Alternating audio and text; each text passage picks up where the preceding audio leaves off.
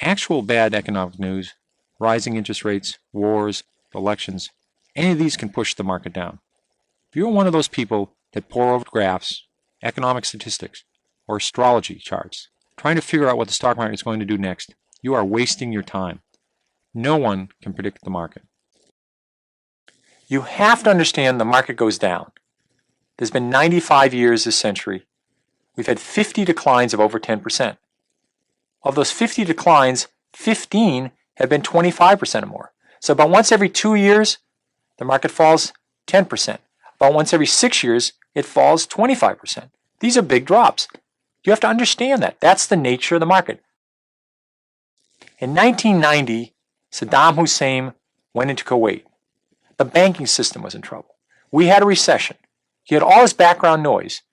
Lots of good companies had nothing to do with wars, nothing to do with banking. They all went down in 1990.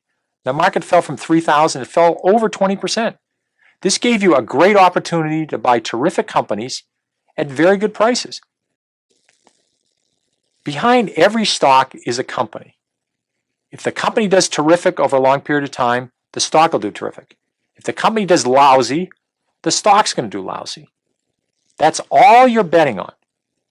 This is a company that's had 35 years of double-digit earnings growth every single quarter.